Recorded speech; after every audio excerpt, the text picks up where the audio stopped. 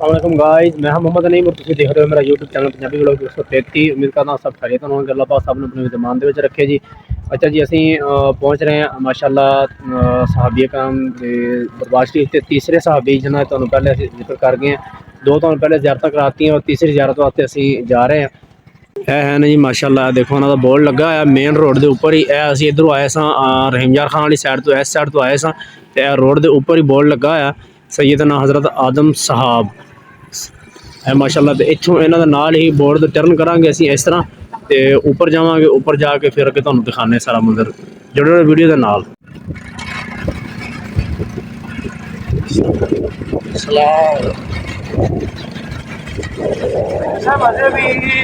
लोग देहाती लोग ने इन्हों के अंदर जब अकीदत है ना इससे अंदर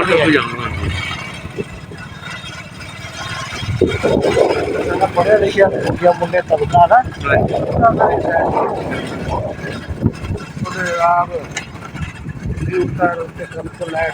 जी माशाअल्लाह भाई, असी जैसा कि तुहानू दस्सिया कि सहाबा कराम दी कब्र मुबारक ते पहुँच गए।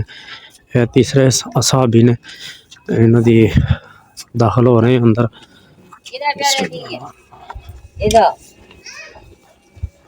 है जी अहाता वगैरह बने हुए इस तरह।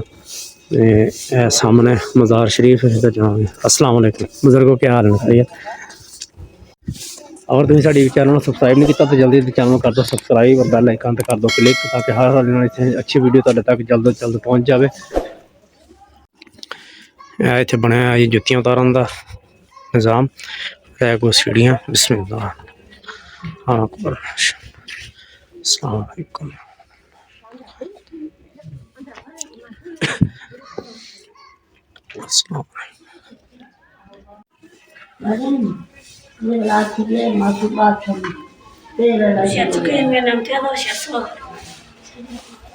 देखो जी, हालांकि इन्होंने भी इतने लिख के लगाया है।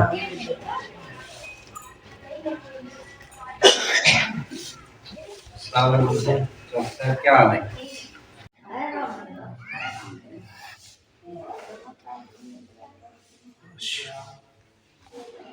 सुभान अल्लाह, सुभान अल्लाह।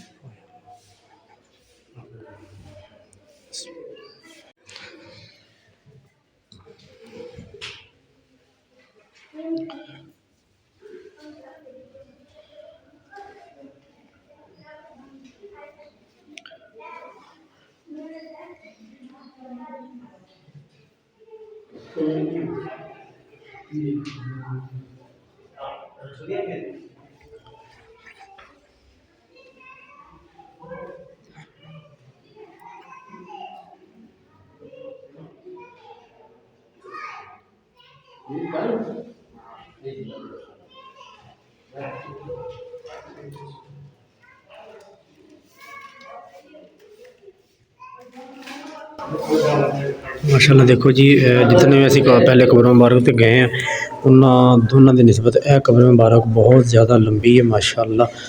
देखो कि पुराने वक्तों के कितने कितने लंबे कद दराज आदमी होंगे सी माशाल्लाह सुभान अल्लाह। देखो कि उन्होंने तीनों कब्र मुबारक के विचों यह कब्र मुबारक जी सब तो ज़्यादा लंबी है।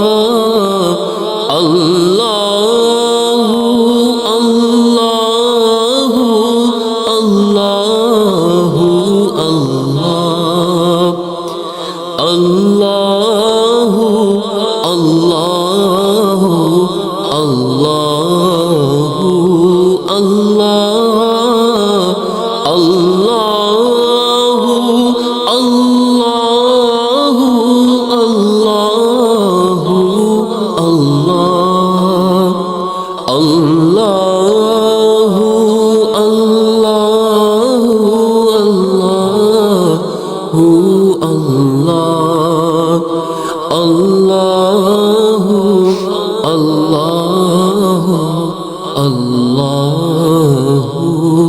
अल्लाह अल्लाह अल्लाह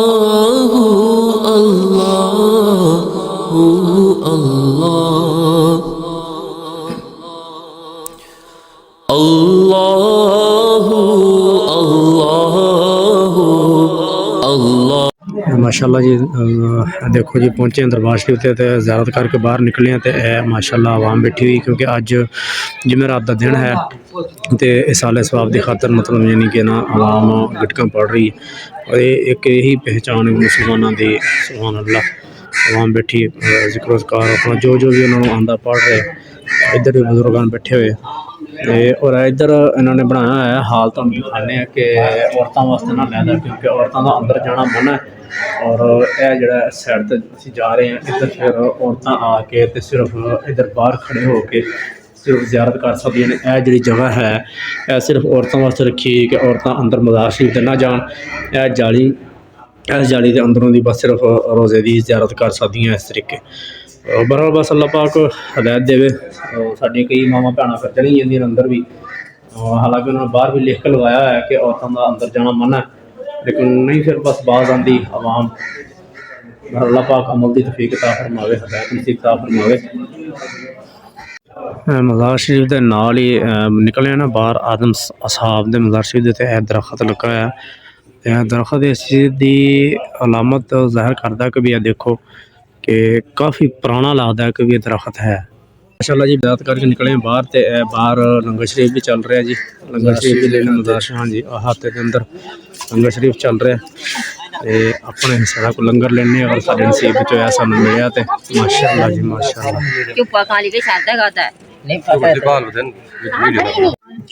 माशाल्लाह जी राश दे विच लग के लाइन च ते लंगर शरीफ लिया लंगर खांदे हो तो आओ जी बिस्मिल्ला।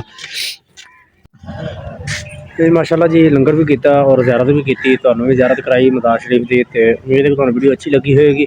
तुहानू खूबी होर दसदा चलां कि इत्थे कहंदे ने कि भी ना थोड़ा जिहा बैक साइड ते इत्थे इधरली साइड ते स्टेशन है रेलवे तो इन्हां बजुर्गों की करामात दे कहंदे ने कि ये है एक कि भी इत्थे ट्रेन जो हारन देंदी ना हालांकि बहुत दूर दूर तक कोई आवाज़ जाती लेकिन कहंदे ने कि भी इत्थे स्टेशन है नज़दीक तरीन तो ट्रेन का हारन की जी आवाज़ वो इत्थे नहीं आती।